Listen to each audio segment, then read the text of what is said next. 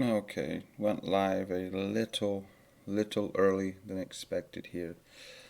Still got some things to work out, but we will. Everton indeed. What's going on, Ant? I'm just finishing up watching these cop hides. Uh,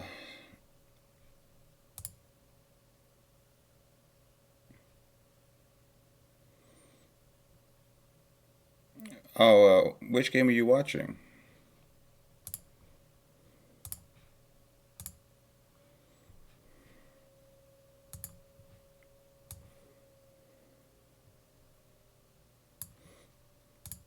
Yeah, no, they deserve to get something out of that game. That's without a doubt. But you know what Liverpool do, and of course it's a bumbling, fumbling goal too. It's not like they wiped the floor with them. It's not like they did anything very impressive. But if you're going to win the league, you keep a clean sheet. You take the 1-0s away from home when it's not going your way. So, I mean, that's what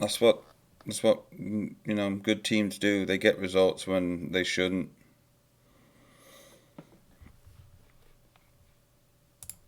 Okay, so everything's looking good there. Somebody was live streaming the game on YouTube, like the actual footage of the game.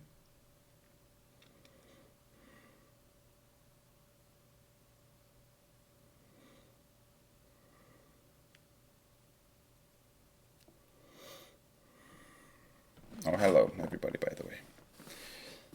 So I just watching. About 7 minutes to go there.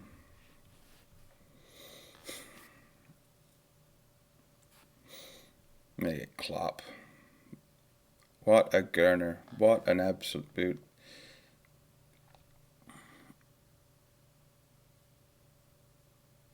Okay. Yeah, of course it should get taken down. I mean, that's why people always are like, oh, you're going to show the game? It's like, I can't. Like, there's like Digital Media Copyrights Act, there's YouTube's Terms of Service, there's a whole bunch of things. You can't get away with that.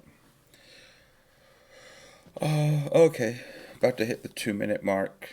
I'll switch over to another screen and then we'll get on with this little preview show that I should have done yesterday. So I wanted to do this preview show and everything yesterday, but I decided to play some Pez. So if you're watching this after I've recorded,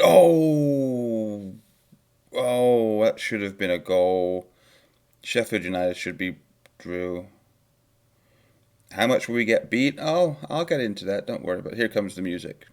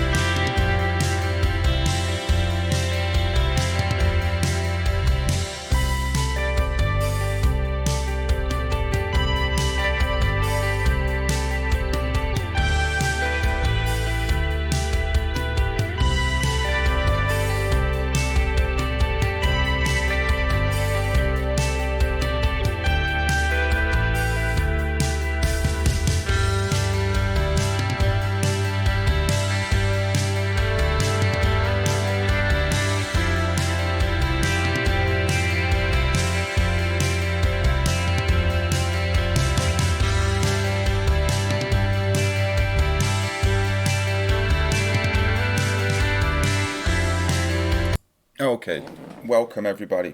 I see Ant's already in the chat. I see Evertonian TV is already in the chat.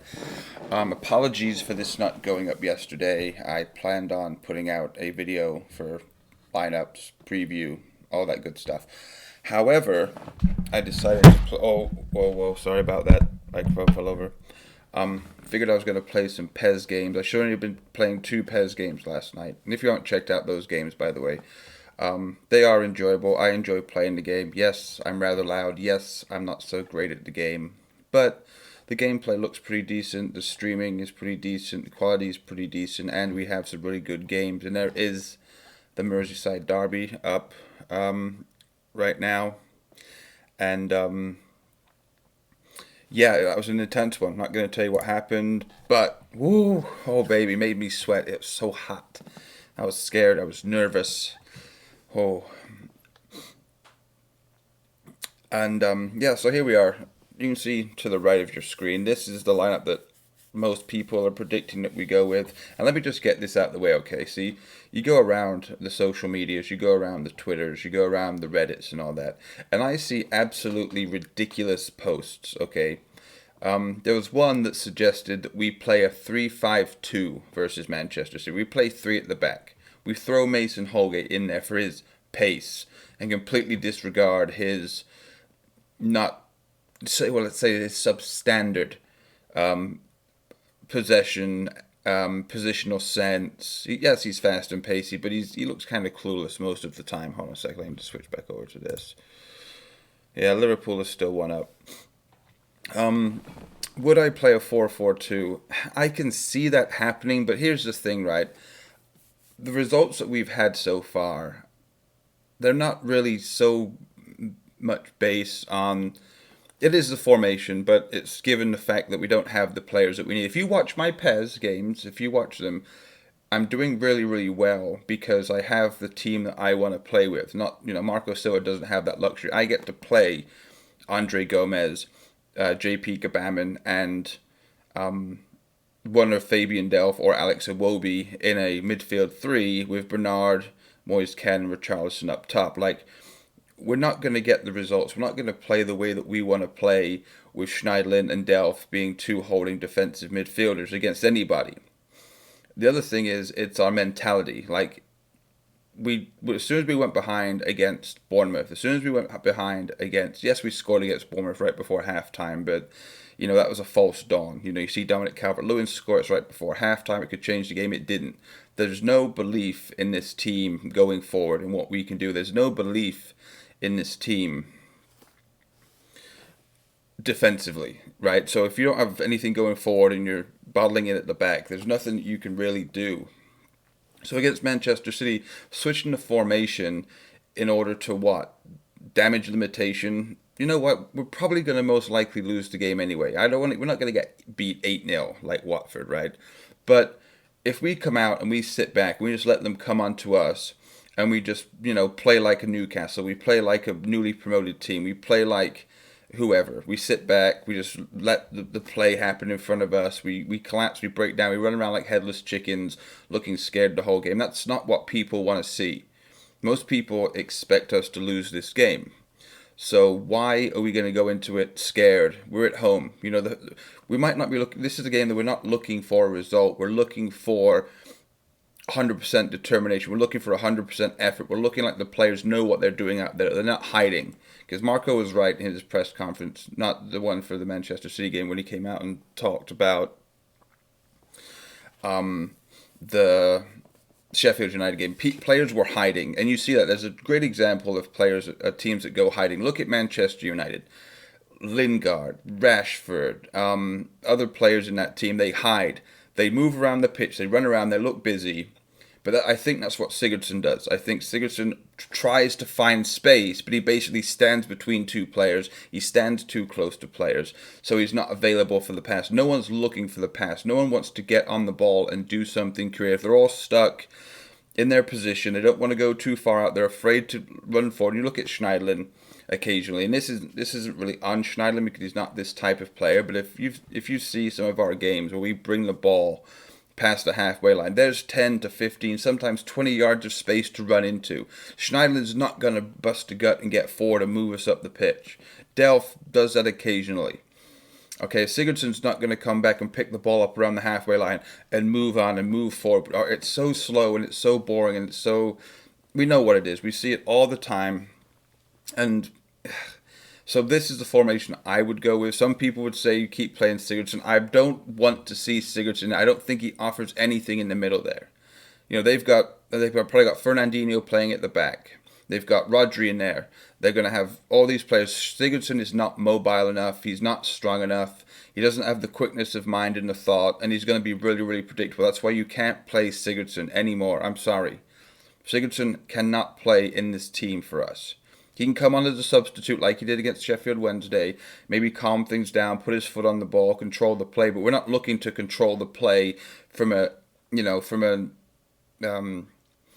situation where it's benefiting us. 2-0 up away from Sheffield Wednesday. That's a Sigurdsson type situation. You know, against Manchester City, we need to be able to break fast, counter fast, move the ball up the pitch fast, and I just don't think that that's going to happen with Sigurdsson in the team. Oh, Everton TV says, I would keep Gylfi in the team over Bernard if he doesn't thrive versus Manchester City. Bernard should get playing. Like I just said, I don't think we need unpredictable players that can cause Manchester City problems. Bernard and Iwobi do that. Richarlison does that. I think Calvert-Lewin's got to be the out ball because we can't play out from the back and pass through Manchester City. Occasionally, we're going to have to go long because they've got Fernandinho at the back. Nicolas Otamendi is an absolute shambles of a defender most of the time. We all know that. So I think that's where Manchester City can be got at, is us holding the ball up and having players bomb on. Sigurdsson also will not get behind Calvert-Lewin. Okay, you know, if this is Siggy where Iwobi is, you know, Iwobi will come and go on if Calvert-Lewin comes short. He will go down the outside. He can also go out to the right if Richarlison comes inside. He can go out to the left if Bernard comes inside. Sigurdsson doesn't offer us that mobility. So this is what I would do. I think you've got to play Schneiderlin, obviously. You've got to play Delph. We need some type of security in front of that back line because Keane and Mina just don't look that comfortable right now. They're not going to have time on the ball to play out today. Aguero's going to always be constantly on them, making them make fast decisions. Because that's what Manchester City do, right? They press, they get in your face, so you only get 1 or 2 touches on the ball most of the time. And that's another problem that we have. Way too many players, Schneiderlin, Delph, you know, they take 1, 2, 3, 4, 5 touches and then still play the simple ball. It's got to be fast-paced football. You know, and we play in our little arc where we go from the fullbacks to the center midfielder to the other fullback. We just play this nice little swingy thing, but it's not at pace. You know, if the opposition are not sprinting to close us down, that's a huge problem. Most of the time, they're just ambling over, half jogging over to pick up their positions. And like I've said many times, and many people have said too, our play is so slow that it allows 7, 8, 9 players of the opposition to get back behind the ball, get themselves situated, get their offside line completely correct, get their angles correct. It's just not good enough. So this is what I would go with. And people say Moyes can. I don't think, even though we're going to have the banner for him today, obviously, and that's a great gesture, let's just say that. But I just don't think this is a game where you throw him in from the start. Like the pressure is too much. I think Dominic Calvert-Lewin, send him out there, do a simple job, hold up the ball, bring others into play, spread it out wide, get in the box, spread it out wide, get in the box, lay the ball off, go in behind. Like this, you know, we can't get spanked, right? And so we can't do anything that's too crazy. I would love to see us, you know, play a 4-3-3. I'd love to see us try something new. But at the end of the day, that 4-4-2, I can see that too. I mean, I guess, who would you take out the team, though, to do that? Would you take Bernard out the team, put Iwobi on the left, or...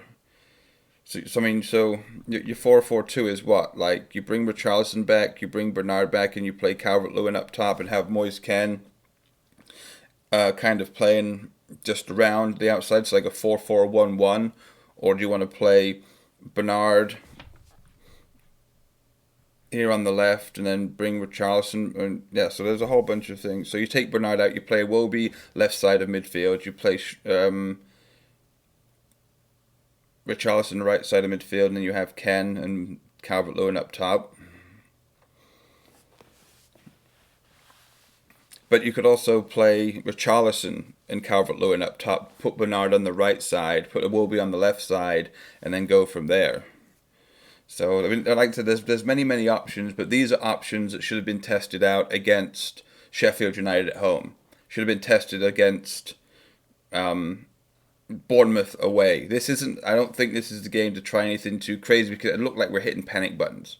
Marco Silva's already got enough people, pundits, media people on up inside and way deep in his ass right now, calling for his head, saying he's a failure and all that, and coming out and making too many changes, making too many formation changes against Manchester City, and we lose and we get absolutely battered, and we still look clueless, we still look inept, and if the players aren't used to playing that formation, the players aren't used to that positioning, it's just going to make us look even worse. So I don't think this is the game where we try anything too crazy. Burnley away, maybe, and then who do we play after that?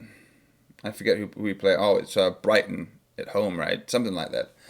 But yeah, no, there's times for this, and then when Gomez comes back in, it'll be it'll be a lot of a different story. And we could even still play a 4-3-3 because, like I said, take Schneider out, you're gone.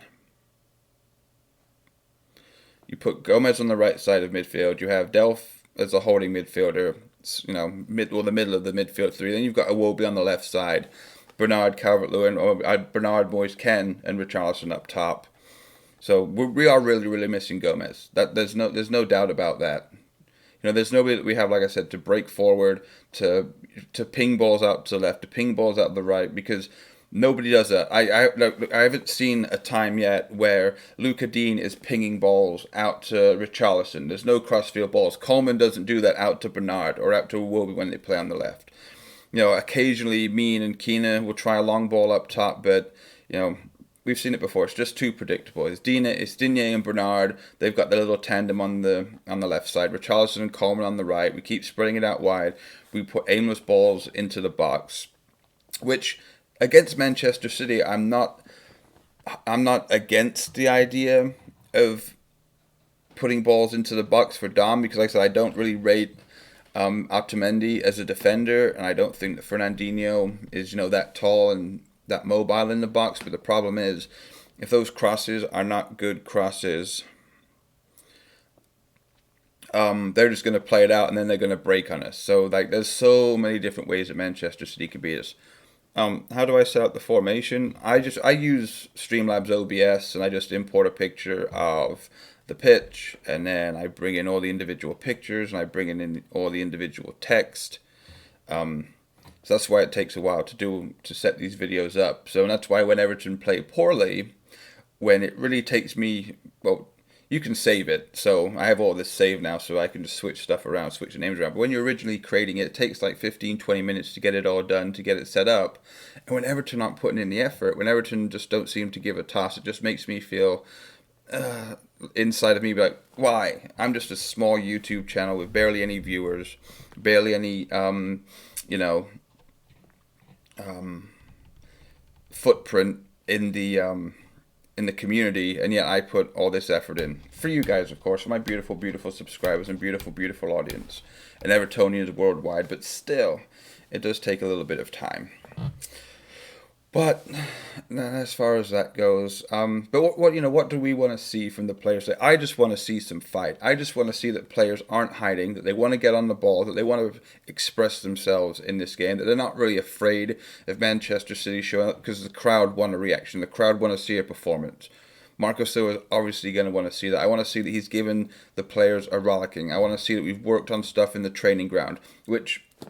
that's another thing, right? Hearing stories this week about players being bored on the training ground, working on set pieces too much, being bored. You know what? If I was getting paid the money that some players get paid, there would never be a boring moment in my life. Some people go and do mundane jobs for 40, 50 hours a week for less pay than they probably deserve, or less benefits than they probably deserve. And you've got players going out there Oh, I'm making 80,000 grand a week and I've got to go out there and work on corners and set pieces. Oh, boo hoo.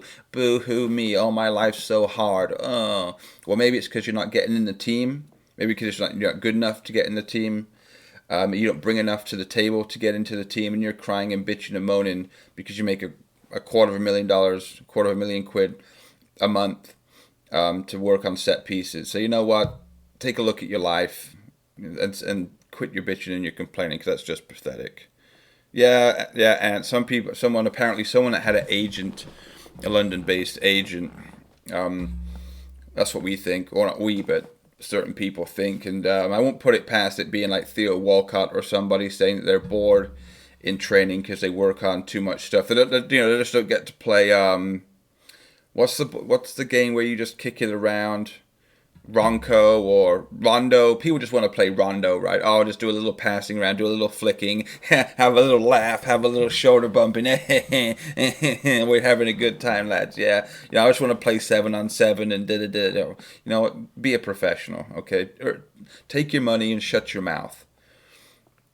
At the end of the day, like I don't. I'm not saying that it was Theo Walcott, but there's probably certain players that think they're better than they are, that think they contribute more to the team than what they actually do, and yeah, so they don't like working on set pieces. But the thing about set pieces, if you've got to work on stuff in training, how about you get it right on a Saturday or a Sunday? How about you just don't keep effing it up all the time? Because we can't keep doing this every season. We come into this first part of the season, we're bad at set pieces, we concede a lot of goals, we don't score a lot of goals, we go further and further and further down the table, or we don't progress further and further and further up the table, and then we have an international break, or we have a Christmas break, and all of a sudden we come out, we start playing, we pick up the defensive side of the ball, we get better at set pieces, we start scoring more goals and being more creative, and then we just finish 7th, 8th, or ninth. But this is the same team with the same players. It's supposed to have the same goals and the same philosophies, and yet we keep having to relearn how to do things. How does a professional football have to relearn how to defend after being gone for the summer? How does a professional footballer forget how to pass the ball or to get into certain positions or how to influence the game from the end of one season to the start of another season? I just don't understand it. But there you go. Why Alex Jordan? Why Dominic Calvert-Lewin? Here's the thing I want to say about Dominic Calvert-Lewin. I just said it, but you're just getting here. Welcome, by the way. But here we're going to catch up. I think we need to have a player up top that can hold the ball up. Like I said, I think the pressure is going to be too much for Moise Kean early. I don't think he's going to get the luxury and the joy because we're not going to be able to play football against Manchester City. I want us to see it come out and try.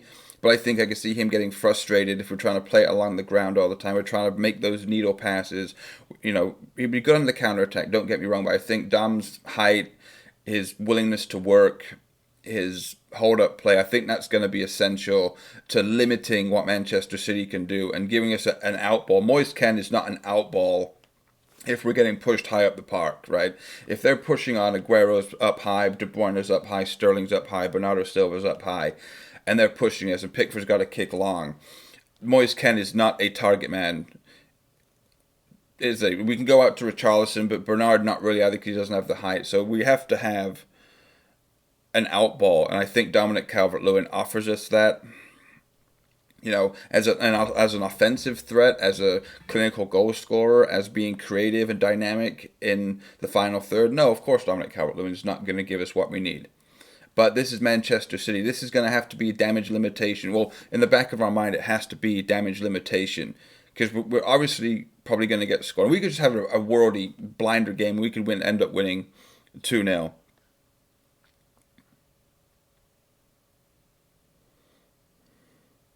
Yep, hey, Pepper Red.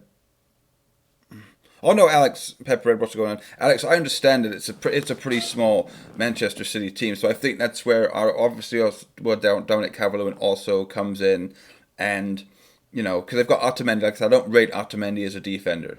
I don't rate him at all. It's a good thing for us. I don't wish on any professional or any individual, but having Laporte out, having John Stones out, having I forget who their other players that they've got out, but yeah.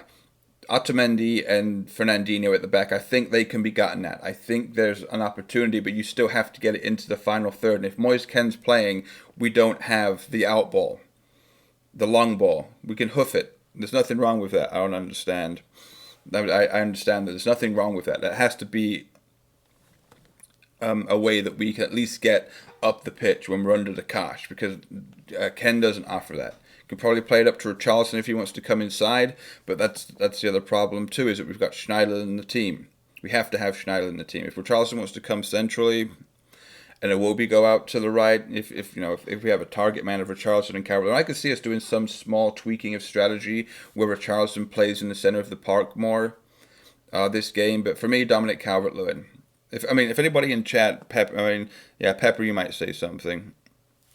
Jeff, welcome, by the way. But what's your thoughts, Jeff? Evertonian TV and Alex. Just give me a couple of reasons, or not right or wrong, but why you would play Moise Kean over Calvert-Lewin in a game like this, so I can at least take that on board. I've taken it on board and thought about it. I just don't think this is the right game for Moise Kean. But if you can convince me otherwise, then I'll surely be willing to listen to that, or at least read it, and then we'll put it out there. But no, what I'm more looking forward to, or what I want to see, like I said, is every player on that pitch. Every player on that pitch has to show up and perform. I don't think there's going to be any problems with Coleman or Dean getting up for the game. I don't think there's going to be any problem for Fabian Delph getting up for this game. Richarlison is probably going to be all at it, but it's the rest of the players. Can Schneiderlin do his regular job of passing left and right 5 yards, but does he want to maybe bomb forward a little bit and maybe try something creative? Is Iwobi going to be brave on the ball? Is Bernard going to be clinical in the final third and try something new? Are we going to mix it up a little bit? Are we going to look like we believe we can actually get a result? What if we go 1-0 down? Are our heads going to drop? Or are we just going to pick the ball up, take it to the center circle? What's the crowd going to be like today? We've got the Moise Kean banner, anti-racism banner, obviously. That's going to get a little bit of hype, and well-deserved hype, obviously. It's a great thing that we do. It needs to be brought to the attention of the FA and people around the world, but what's it really going to solve? It's a gesture. Racism, sexism, all that stuff is way too ingrained and embodied in the body politic that it doesn't really, there's no way of kicking it out at the end of the day. But we have to make these gestures. We have to do these things to let us know that we don't support it. No way, no how. And then the crowd also today. How is the crowd going to react if we go 1-0 down? We hear about the atmosphere that only comes from the Gladys Street, that there's not people singing, people too embarrassed to sing, people just sitting around doing all this. Like, part of the allure of Goodison Park down the years is people don't want to come to. It used to be they didn't want to come to Goodison to play. The closeness of the crowd, the volume of the crowd, how the players turn into absolute beasts and animals when they play in front of that crowd. People didn't, teams just didn't want to go there.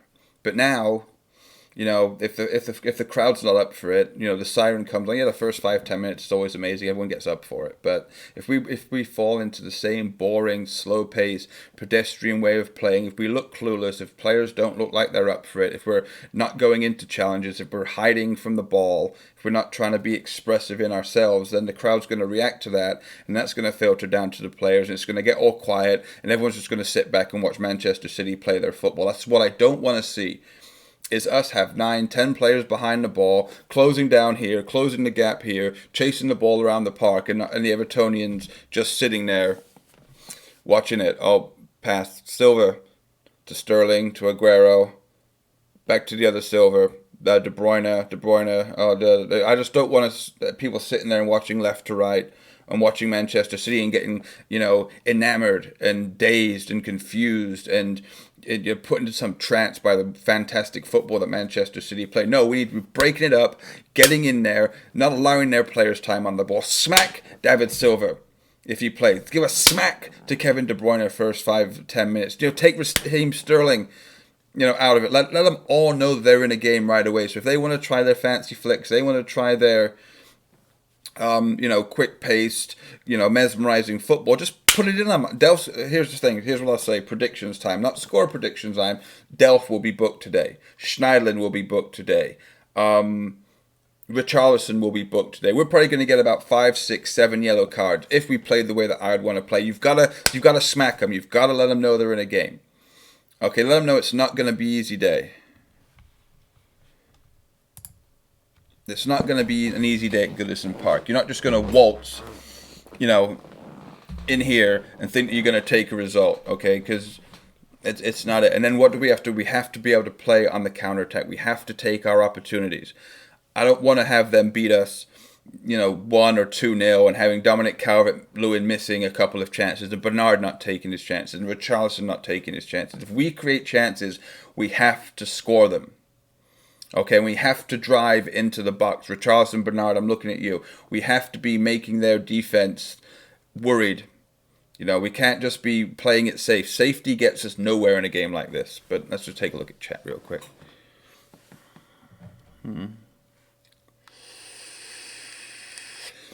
Owen, welcome. See, here's the thing. In my PES team, which you guys should all check out, by the way. Great games up there from last night. But if I was in my PES team, I do have Djibril Sidibe playing over Coleman most of the time. He's got more pace. His crossing's better. But for a game like this, Coleman's got the armband. And this is a game that Coleman has to be able to get up for. He needs to be yelling. He needs to be screaming. He needs to be getting in people's faces if they're not doing the job right. Pulling them around. Telling them where they should be. Because if not, if Seamus isn't going to be a captain, give it to Delph. Okay? Give it to Fabian Delph. He'll tell you when you're shit. He'll tell you when it's not working. He'll drag players around by this and that. Get people going and doing what they should do. But no, for this game, Coleman has to play. Just the same reason that Dominic Calvert-Lewin has to play. Like I said, if we were playing any other teams, maybe outside the top 6. Last week I would have played Djibril Sidibe over Coleman. I would have played a whole completely different way. But for right now, sometimes you just need to have certain players in the team for experience and all that. I'd love to see Sidibe play over Coleman, but I just do not think it's going to happen. Exactly, Pepper. And that's why I want to have Dominic Calvert-Lewin up the top there. We need to press them high. Dominic can run around. He doesn't mind doing all that. But then when we do, we have to have the outball. That's the only reason that Dominic Calvert-Lewin. It's the only reason that you put Andy Carroll in a team. It's the only reason that people, used to put Fellaini in their teams. There's certain players that you just like. Llorente last season for Tottenham. There's plenty of players that you have to just put him in there for a one specific purpose. And the one specific purpose for Dominic Calvert-Lewin today is for his chest control, for his close control, for his work rate, and for his effort. Okay, if we were playing another team and it was like, okay, we can exploit these at the back. Moise Kean with his trickery, with his unpredictability, with his rawness, makes perfect sense. But against Manchester City, no. The hold-up play has to be good. Otamendi has a mistake in him. I don't think Fernandinho does, but Fernandinho is not an aggressive, get-stuck-in type. He's a very disciplined player. Playing at the back. And midfield's a different story. But Otamendi's got a mistake in him. Hold the ball up. Make him tackle you. Flop around if you have to. Win possession. Win free kicks high up the field. Slow the game down. Don't let them break. That's the key. Do not let Manchester City break. Okay.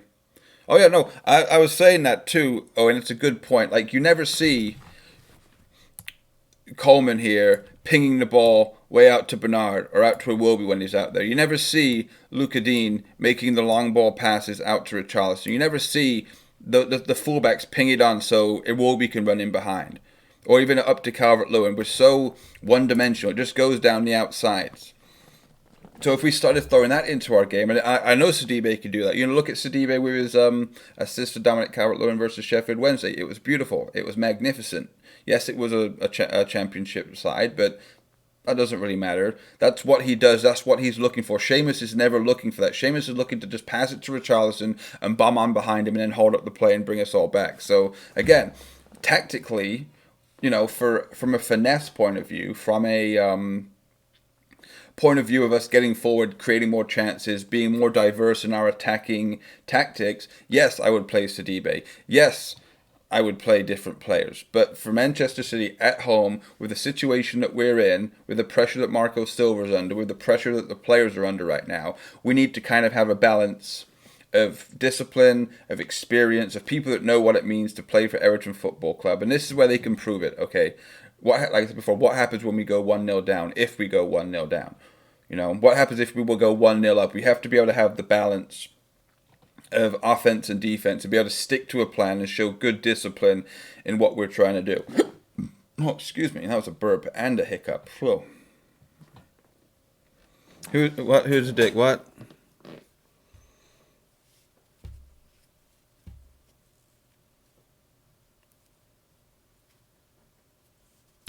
Just more banter going on. Yeah, but see, I just watched the Liverpool game. Some of you probably still just watch the Liverpool game. See that's what we're missing. Like they scored with like their first chance on goal in the second half, or in like the whole game or whatever. Taking chances is what has to be done. This is what I also don't want to see in this game. Just say it's 0-0, or just say it's 1-1 with 15 minutes to go.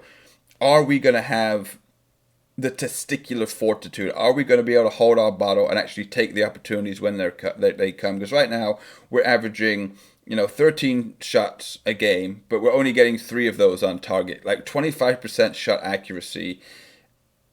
Some teams in the Premier League are worse, some teams in the Premier League are better. But we don't have that many shots, and we have shots that are always from the same. It's always a header. It's always from across. It's never anything completely out of the blue and extraordinary. No long shots from distance, unless it's Luca Dean, right? Richarlison had one against Sheffield United, and that could have been a totally different story had that gone in. But we just lack diverse ways of attacking. But for this game, like I said, mostly in the back of your mind has to be damage limitation, but it can't be scared. It can't be fearful. Yes, they're the champions. Yes, they're Manchester City, but they can be gotten at. And Norwich have proven that they can be gotten at if you have a disciplined side, if you play to your strengths, if you take advantage of their weaknesses or take advantage of their moments where they make mistakes, and you can get a victory. Okay, and so there's no reason, if Norwich can do it, there's no reason that Everton can't do it. We've got better players, we've got a better manager, we've got a better squad, we've got better crowd, we've got all the better stuff than what Norwich have. And yet, they can get a victory, and there's a reason that we can't, and it's mentality, as always, it's belief. The thing about today is going to be belief.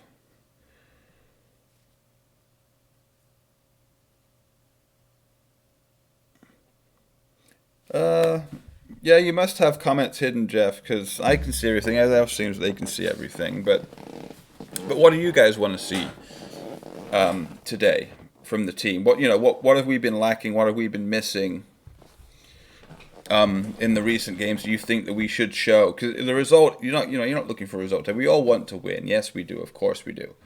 But what is it you actually want to see? You want to see something from certain players? Do you want to see the crowd be more active? What is it you guys want to see? I'm just going to take a quick little pull on my vape here.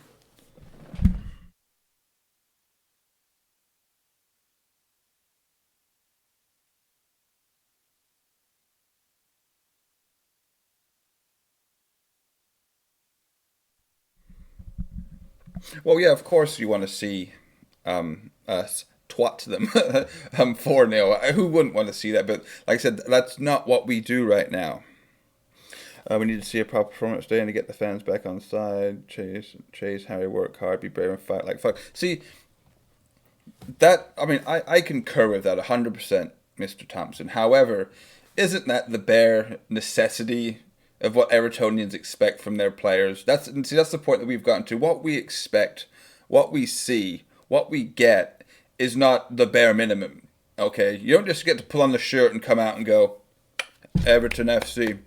Like it's not enough, right? And you can all the complaints about the tactics and the formation and the players. The bottom line is that Silva has been put in a very, very difficult position, not only with the results, but obviously Ghana Gay went out the team. He had to be replaced. We actually brought in 2 players that could subsidize for that. Fabian Delph, 2-time Premier League winner, FA Cup winner, Champions League player, all the stuff that he brings, his leadership, his determination, his grit, all that stuff. You bring that in, and it's not Ghana. No, it's not Ghana Gay, obviously, but it's kind of a placeholder so that our other signing, JP Gabama, could come in, get accustomed to playing in the team, get accustomed to playing in the Premier League, get up to speed, get to know those players, and this and that.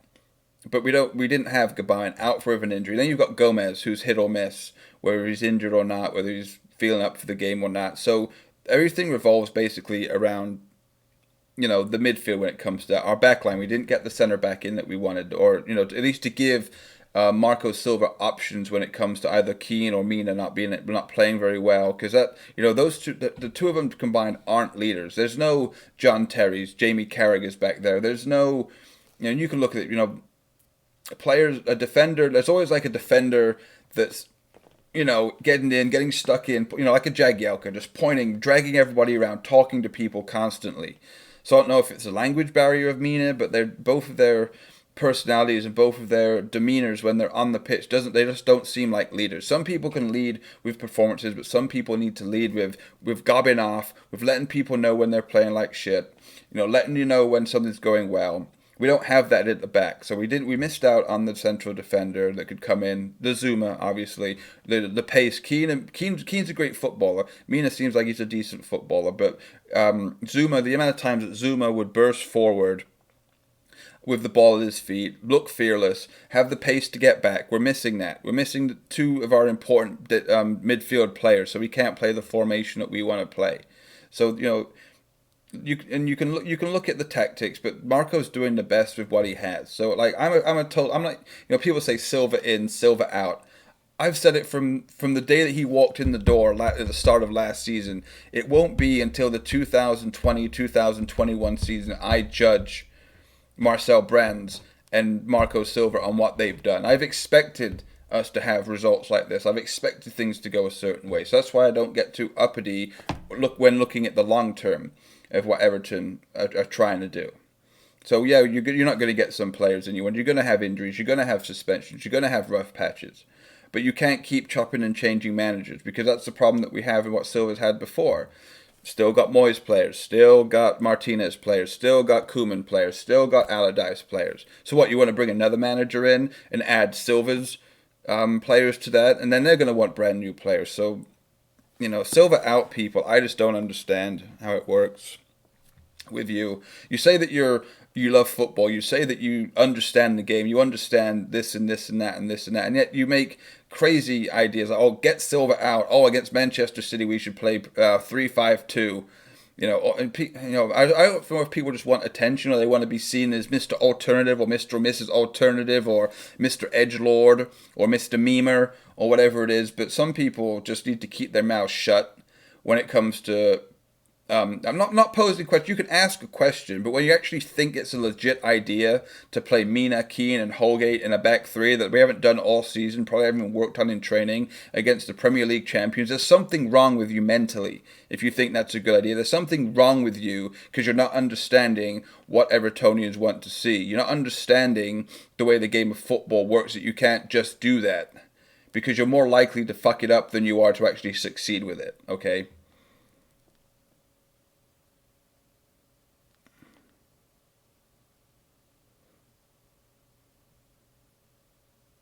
Oh, okay, Jeff. No, that makes sense. That makes sense. Let's just see what we got going on here. Yeah, yeah, that's what we want. Like, small building blocks. If we see the fight, the desire, we see that everybody in the team wants to play for the badge, that everybody is 100% committed to making tackles, to getting stuck in, to not hiding from the ball, to wanting the ball, to wanting to express themselves. You're going to always have the Evertonians on your side. And then we can complain and bitch and moan about the results, and all that other stuff. But you're not getting, like I said, the bare minimum out of the team. If you're not getting what's expected on a weekly basis from this squad, from this team, then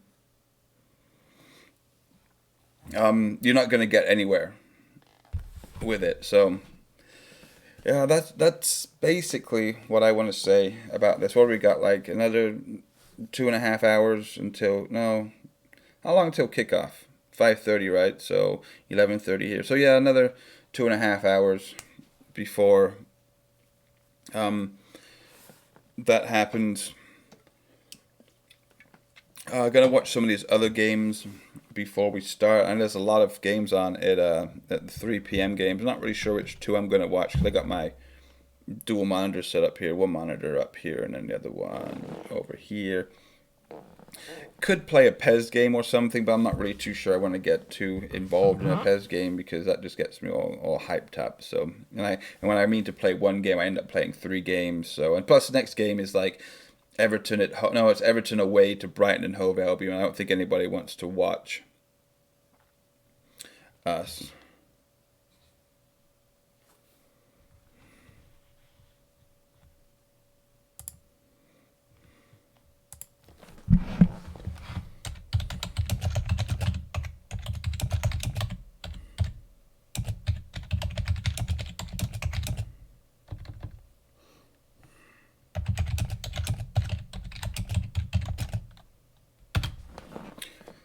Sorry, I had to get something done in chat there. Yeah, and civility is another big thing too. It's easy for people to want to lash out when things aren't going well, but some people take the rivalry thing, and some people take things a little too far sometimes.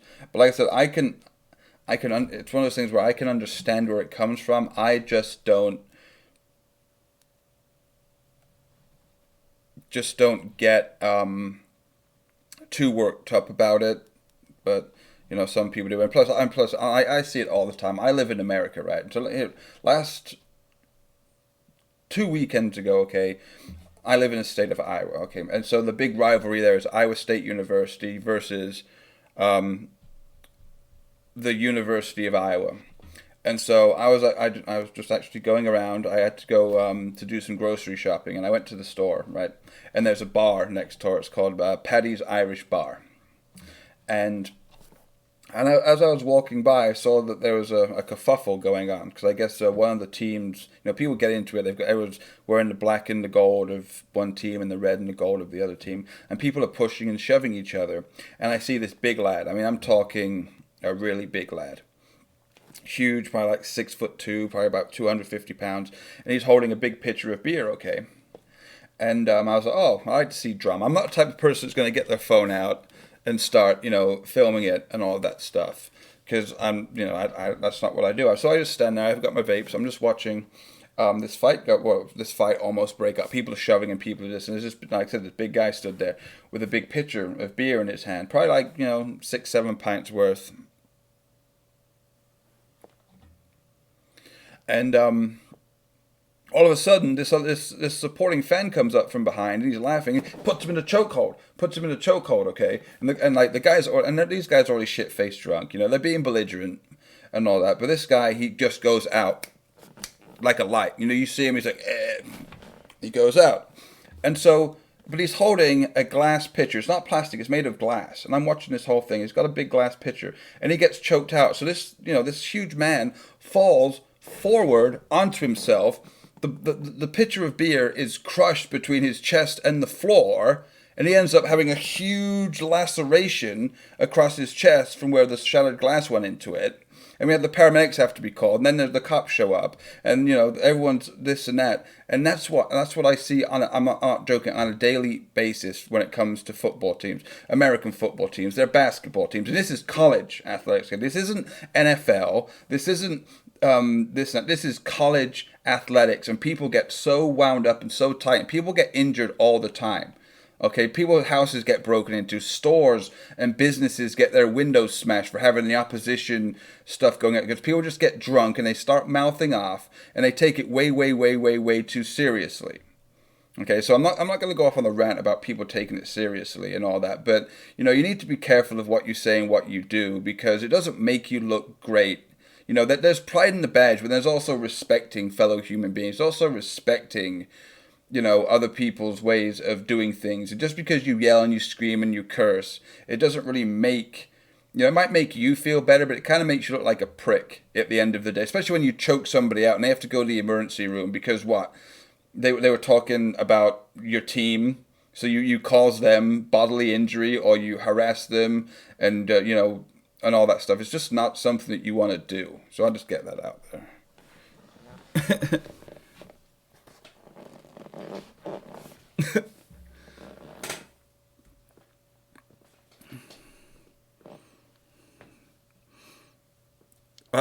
Yeah, he's not talking about Alcoholics Anonymous, is he? Well, I mean, if that's what you got to do, then at least you're admitting that you may need help or that you need a community to assist you with what you see as a life changing issue or a life issue that you can't quite manage to conquer on your own. But that might be something else.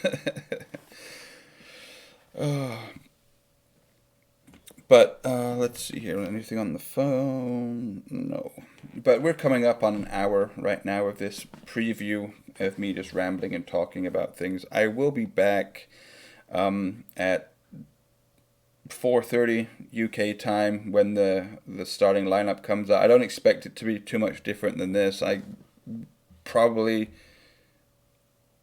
am expecting to see Sigurdsson in for Iwobi, but other than that, that'll pretty much be the team. I'm going to go have some breakfast. And Jeff, Pepper, Alex, Owen, I appreciate everybody for stopping in. Up the toffees, and I will be back for the watch along 1 hour before kickoff. Thanks, everybody. Don't forget to like, don't forget to subscribe if you're new. Thanks.